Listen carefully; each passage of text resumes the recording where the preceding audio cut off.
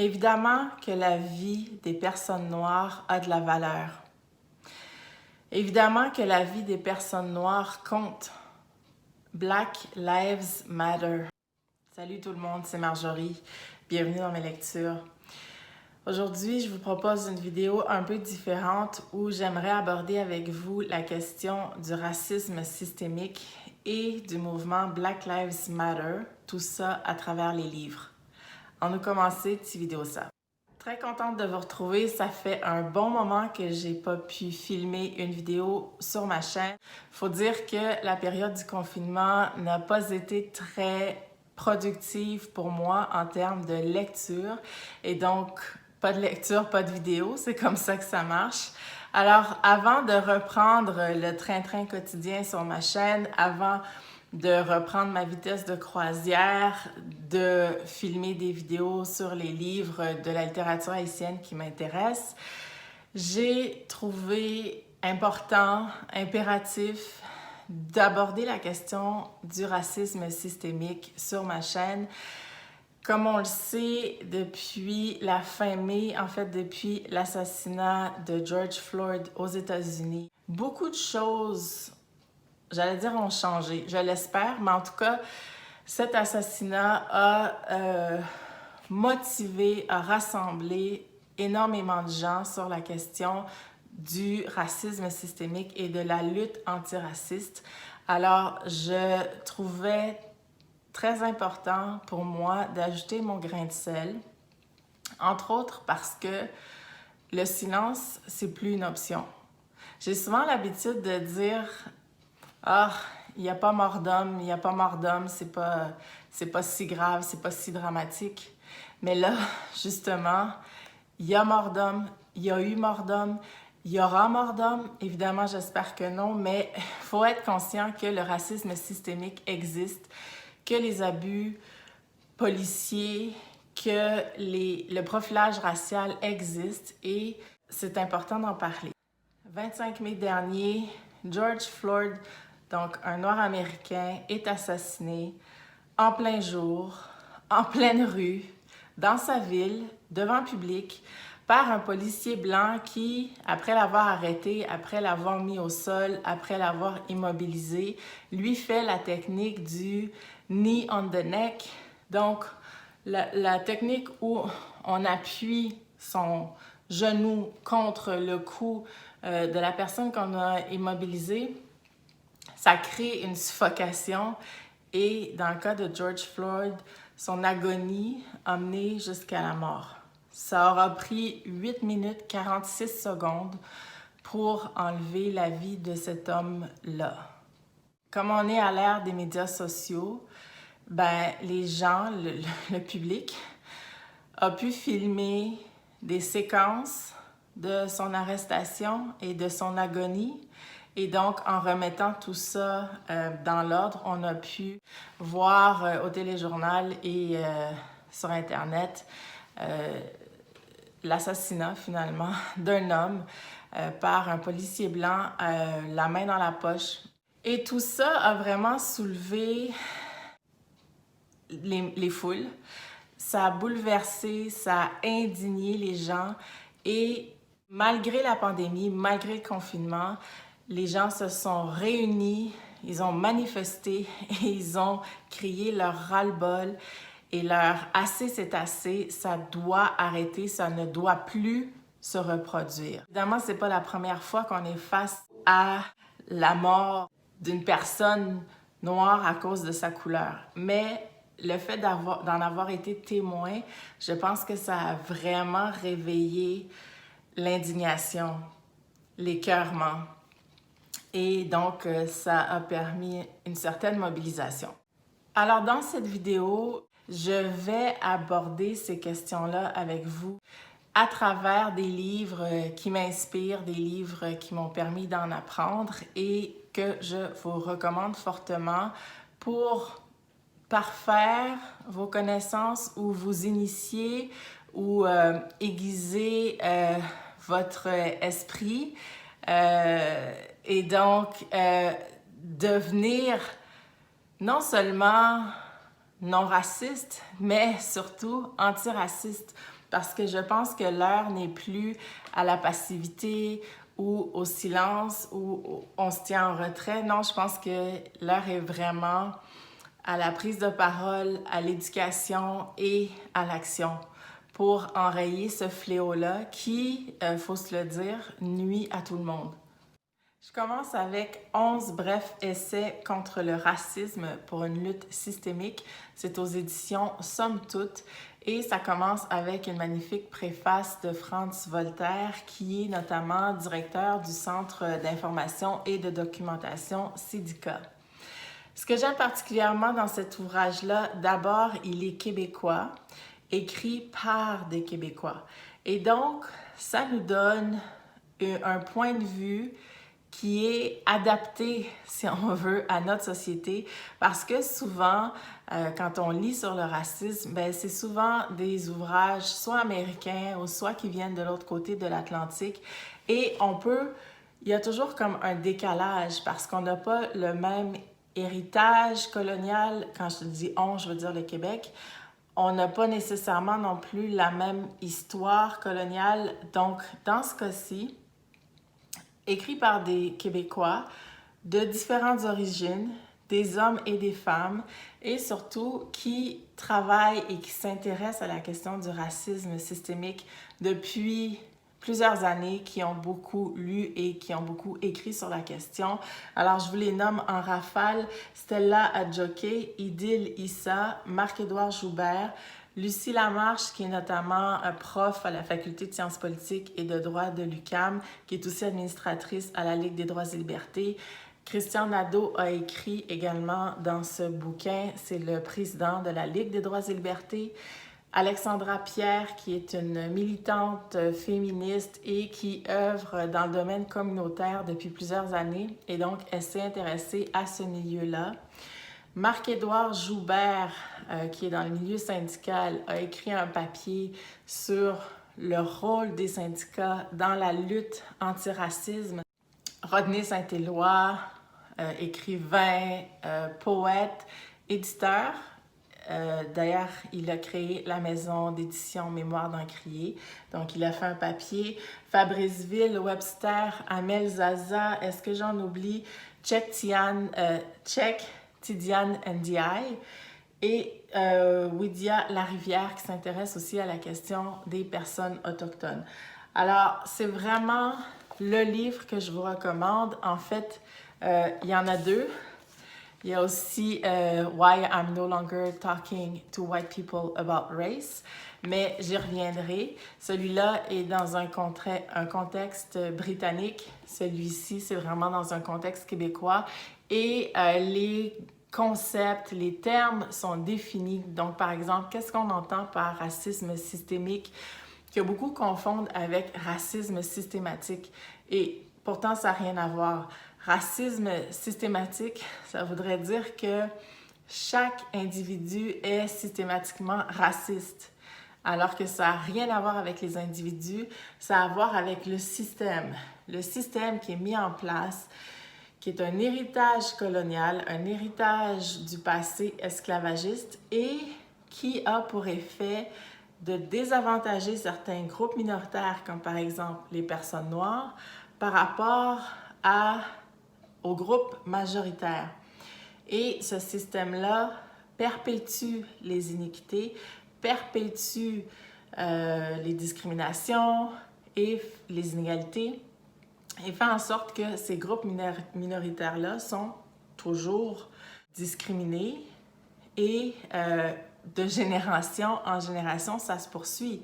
Par exemple, au niveau de l'accès au logement, l'accès à la propriété, au niveau du revenu, au niveau du système pénal, du système judiciaire, du système éducatif, système de santé.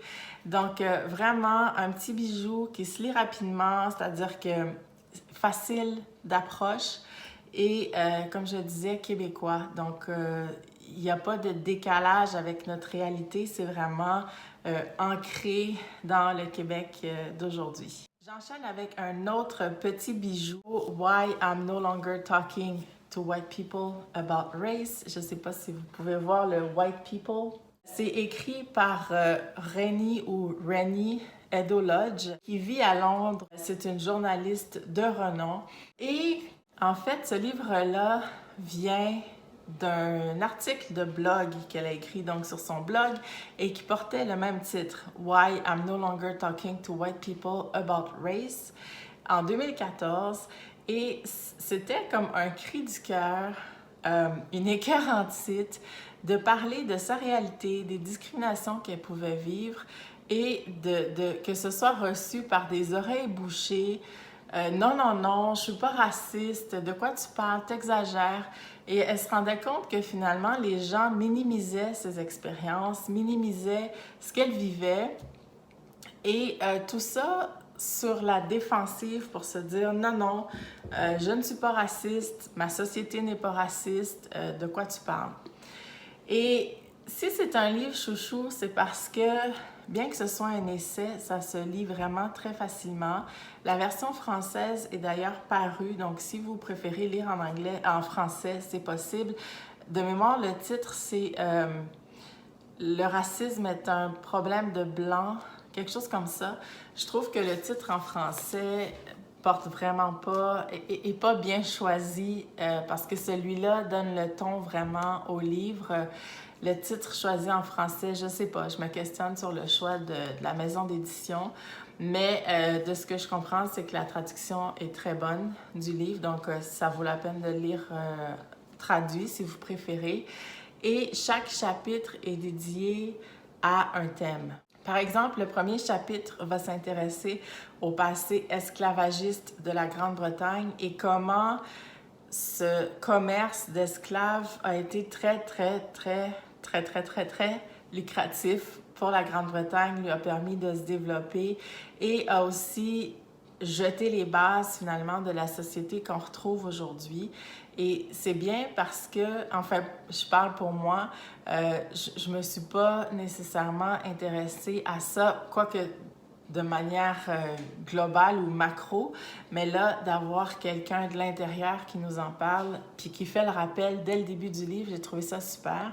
En même temps, c'est pas un cours d'histoire, là, c'est un tout petit chapitre. Comme je disais, ça se lit très vite, très bien.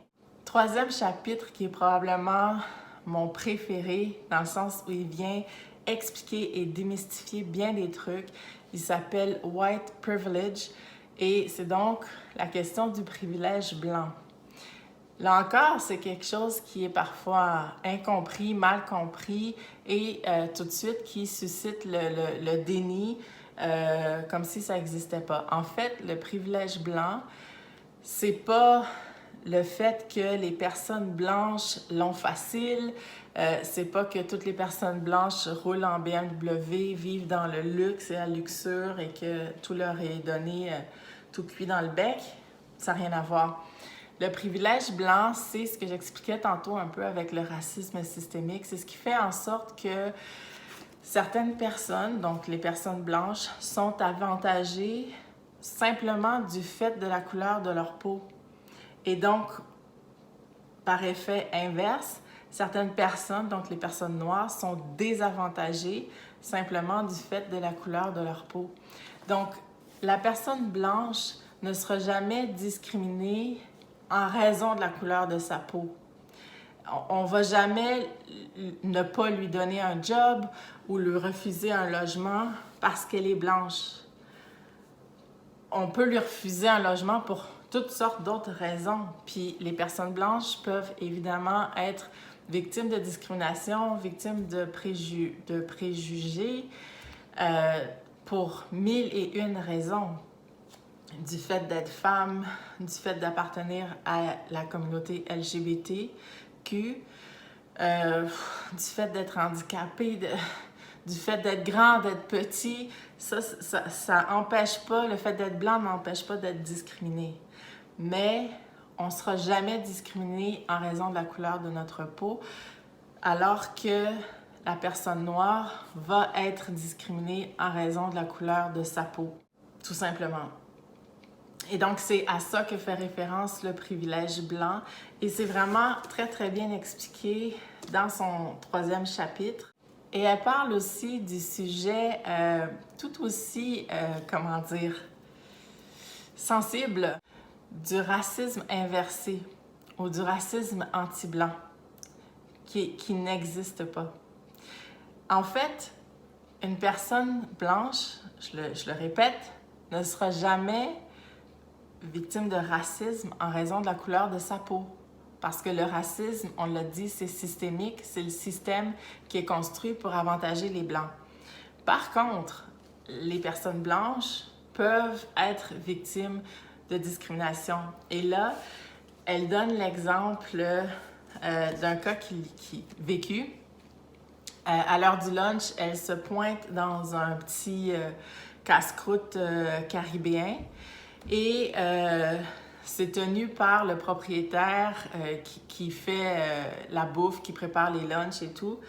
Et donc, le monsieur en question sert le client qui est devant elle. Et ce client-là est un blanc. Donc, le client est servi, il quitte le resto et ensuite, c'est son tour à elle. Elle passe sa commande et le propriétaire qui est noir lui dit « Je garde les meilleurs morceaux, je pense que c'est de la viande, je garde les meilleurs morceaux pour ma clientèle noire. » Et elle se sert de cet exemple-là pour dire « Ça, c'est un exemple de discrimination, mais c'est pas un exemple de racisme inversé. » Cette personne-là n'est pas raciste. Oui, elle est pleine de préjugés, elle fait de la discrimination envers ses clients, mais il faut comprendre que le racisme, c'est lié, en fait, c'est une discrimination plus un rapport de pouvoir qui mène au racisme. Donc, dans ce cas-ci, elle dit, certes, mon lunch était super bon, c'était savoureux, c'était tendre, et oui, la personne, le client d'avant, a peut-être eu un morceau de viande plus coriace ou je ne sais trop, mais ce propriétaire-là, ce restaurateur-là, n'a aucun pouvoir sur la vie de cette personne blanche-là, mis à part son lunch, si on veut, la qualité du lunch. Puis on s'entend, c'était pas que c'était toxique, là. Je pense que, en fait, il réservait les meilleures parties pour sa clientèle noire. Donc, ce restaurateur-là n'a aucun pouvoir sur la vie du client. Il ne peut pas l'empêcher d'obtenir un job, il ne peut pas l'empêcher il peut pas l'arrêter de manière arbitraire, il ne peut pas le détenir de manière arbitraire. C'est simplement au niveau du lunch que là, il lui a pas donné le meilleur morceau. Et disons que si les clients s'en rendent compte, ben j'imagine qu'ils vont boycotter ce restaurant-là. Mais tout ça pour dire que c'est pas du racisme inversé que ce restaurateur noir-là a fait, mais c'est plutôt de la discrimination.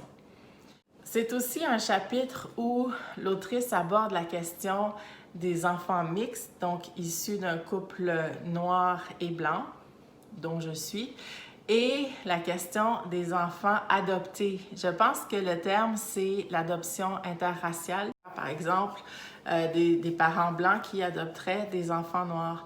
Et j'ai trouvé ça vraiment intéressant, déjà parce qu'on a le point de vue d'une enfant mixte, mais qui a été élevée par sa maman, donc qui n'a pas grand-chose de la culture de son papa, sinon une teinte sur sa peau, et comment elle doit apprendre à naviguer à travers la société avec cet héritage-là, mais sans avoir nécessairement le bagage de connaissances et de confiance pour arriver à faire sa place dans la société, puis à connaître son identité et à en être fière.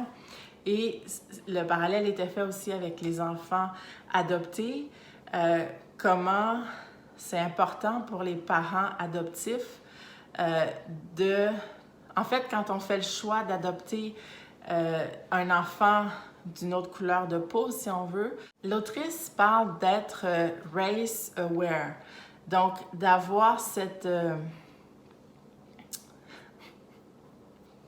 d'avoir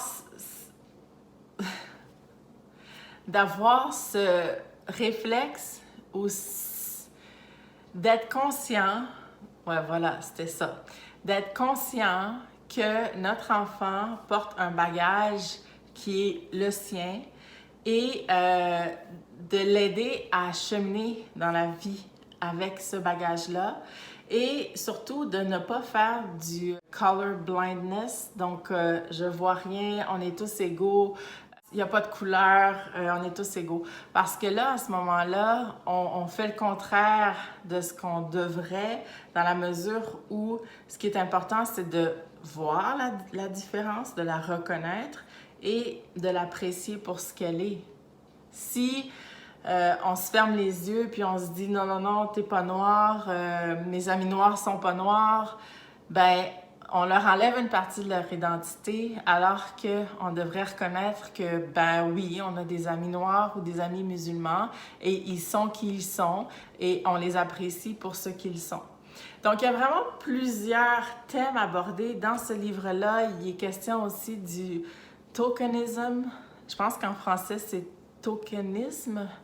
Donc, token, quand on parle d'être le noir de service, de faire attention à ça dans les sociétés, dans les entreprises, dans les CA, dans la publicité, de ne pas juste placer une personne noire parce qu'il en fallait une, puis là, c'est le noir de service, puis c'est bon, mission accomplie, on est diversifié, on est inclusif, on a le petit noir de service. Donc, il y a ça. Il y a énormément de concepts qui sont expliqués, qui sont...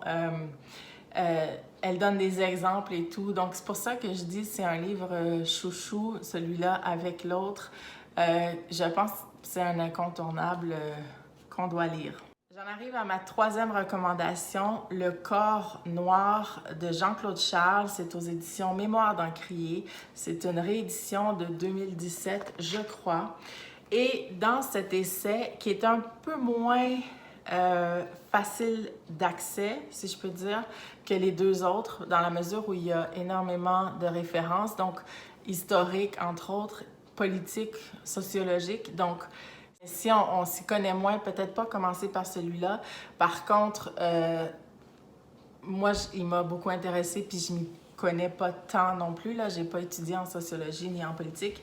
Bref, Le corps noir de Jean-Claude Charles, ça, il s'intéresse, le titre le dit, au corps noir. Donc, corps noir, code noir, esclavage, colonisation, identité, exclusion, nègre, fantôme, fantasme, mépris, haine de soi, race, racisme, différence, moi, l'autre, qui a inventé le corps noir.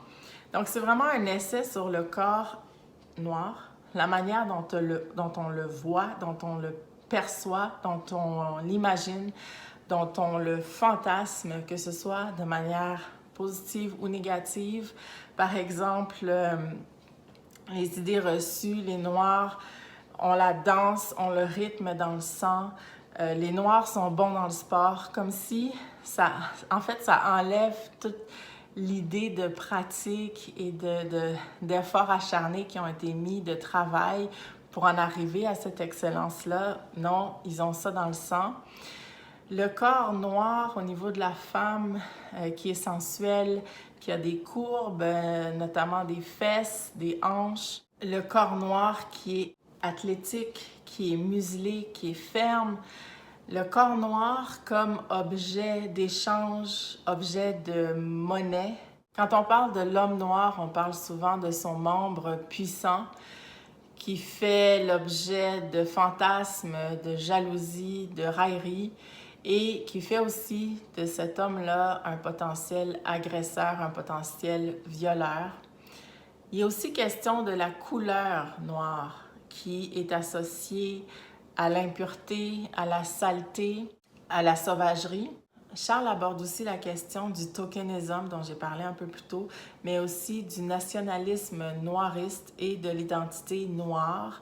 Il aborde aussi la question du colorisme, qui est quelque chose qui me touche énormément et que je trouve tellement dommage. C'est aussi un legs, un héritage de la période de l'esclavage.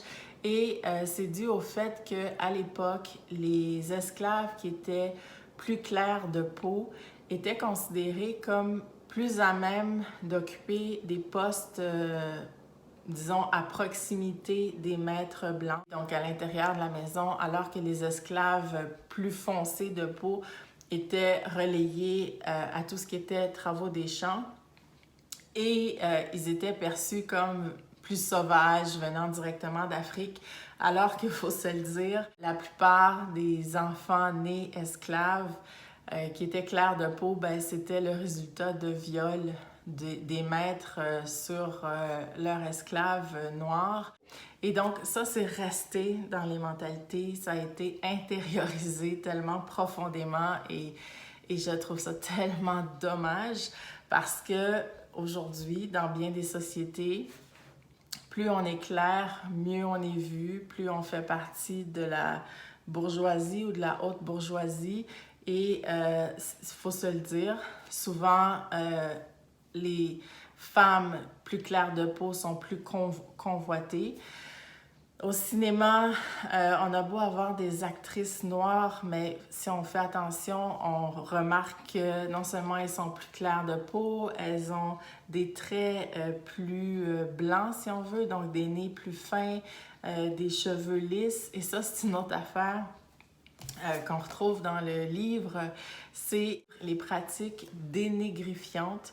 C'est des pratiques qui visent à ressembler le plus possible à une personne blanche. C'est surtout les femmes qui s'adonnent à ça, qu'on pense à la décoloration de la peau, qui est un truc atroce et dangereux, mais aussi le défrisage des cheveux, le port de perruques. Et c'est pas un secret pour qui que ce soit. Évidemment que je défrise mes cheveux avec un défrisant chez la coiffeuse. Et ça, c'est considéré comme une pratique dénégrifiante et je défrise mes cheveux depuis l'adolescence. Et à un certain moment dans ma vie, j'ai dû me poser réellement la question du pourquoi. Pourquoi je défrise mes cheveux? Et est-ce que c'est parce que je veux ressembler à quelque chose ou à quelqu'un que je ne suis pas? Ou quoi? Et bon, après une introspection, bon, dans mon cas, j'ai réalisé que c'est plus de la coquetterie dans le sens où j'aime mes cheveux, ben, comme ils sont en ce moment. Je trouve que ça me va bien et c'est pas une envie de ressembler à une personne blanche ou à qui que ce soit d'autre d'ailleurs. Donc, il n'y a aucun problème à porter des perruques, à faire des tresses, à défriser ses cheveux. Évidemment, c'est joli et tout. Mais il faut aussi qu'on dise à nos filles et à nos amis et à nos mères que les cheveux frisés au naturel, les cheveux crépus, peu importe la texture, c'est tout aussi beau. Et qu'on se le dise, les têtes afro, les cheveux crépus, c'est un type de cheveux qui, en tout cas, moi, je trouve tellement beau. On peut tellement faire de coiffure et on peut exprimer sa personnalité, son originalité avec ses cheveux. Et il y a de la place pour tous les types de cheveux sur cette planète. Donc, voilà, c'est un livre que j'ai bien apprécié, que je vous recommande si c'est pas votre première lecture en matière de racisme, d'identité noire et de domination et de colonialisme. J'enchaîne avec Noir sous surveillance. C'est un essai qui est écrit par Robin Ménard aux éditions Mémoire d'Encrier. Et là, c'est vraiment pour celles et ceux qui se disent « Ah ouais, mais c'est pas si pire au Québec. On n'est pas aussi pire que les États-Unis. Ça se passe ailleurs, mais pas nécessairement chez nous. » Vous serez choqués. C'est un essai je trouve qu'il rentre dedans. En tout cas, moi, ça m'est rentré dedans parce que c'est bien documenté. Ce sont des faits. Ce ne sont pas des opinions, ce ne sont pas des anecdotes ou des mythes. C'est vraiment très bien documenté et c'est des cas... le titre le dit en fait, Noir sous surveillance, esclavage, répression, violence d'État au Canada. Donc c'est vraiment chez nous. C'est pas seulement dans le Canada anglais, c'est au Québec aussi. Et donc ça permet d'ouvrir les yeux, ce qui est, je pense, la première étape pour enrayer le racisme. Je vous en dirai pas plus, je préfère vous laisser visionner la vidéo de Karine la bouquineuse, qui est une booktubeuse québécoise, qui l'a lu, qui en a fait un review et, ma foi, une vidéo très sincère que j'ai beaucoup appréciée et donc je vous mets le lien en barre d'infos. Finalement, je vous présente Le Grain de sable, qui est une œuvre jeunesse écrite par Webster, l'artiste, le slammer, l'historien, et magnifiquement illustrée par Valmont. C'est aux éditions Septentrion et c'est l'histoire d'Olivier Lejeune, premier esclave au Canada. C'est un livre, comme je disais, qui est destiné à un lectorat plus jeune, mais en tant que parent, en tant qu'enseignant, vous allez adorer cette histoire qui retrace, dans le fond, les aventures d'Olivier, de son île de Madagascar jusqu'à ici, dans la vallée du Saint-Laurent.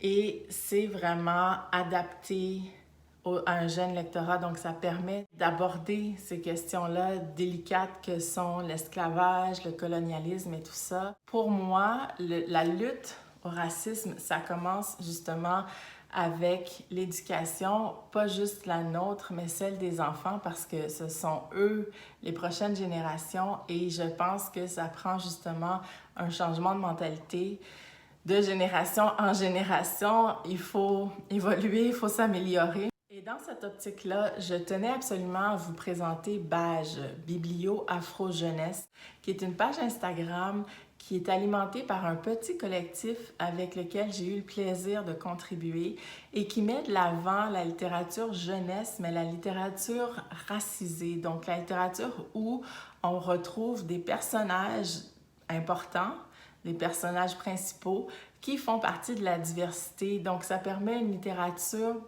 plus diversifiée, plus inclusive et d'aborder des questions qu'on ne sait pas trop comment aborder avec les enfants ou juste faire en sorte que chaque enfant se reconnaisse dans les livres qu'il lit, puisse se projeter dans les histoires et ça donne une envie de lire, ça contribue à l'éducation. Et donc, je vous mets le lien en barre d'infos. Allez visiter, abonnez-vous, c'est gratuit, ça permet de faire voyager l'initiative et puis je vous garantis, vous allez trouver des belles pépites, que vous ayez des enfants ou pas.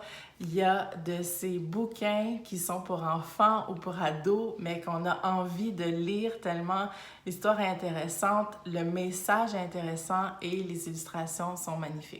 Alors, je vais mettre un terme à cette vidéo, sinon elle va être trop longue. Évidemment, je ne vous ai pas parlé d'Angela Davis, je ne vous ai pas parlé de Maya Angelou, de Toni Morrison, de Chimamanda Ngozi Adichie, de Natacha Canapé-Fontaine et Denis et Lys Béchard, où ils ont une conversation sur le racisme entre allochtones et autochtone. Je vous ai pas parlé de James Baldwin, un incontournable, La prochaine fois le feu, mais en fait, je vous recommande l'ensemble de l'œuvre de James Baldwin. Je vous ai pas non plus parlé de la maison d'édition Anacaona, qui est basée en France et qui traduit des livres brésiliens, donc à partir du portugais, qui fait un travail, ma foi, extraordinaire. On les voudrait tous, leurs livres. Je vous présente rapidement deux de leurs parutions, donc Empowerment et féminisme noir de Joyce Burt et Chronique sur le féminisme noir de Jamila Ribeiro. J'aurai l'occasion de vous parler plus en détail de ces livres-là sur mon compte Instagram. Et d'ici là, je vous dis à bientôt dans une prochaine vidéo. Ciao!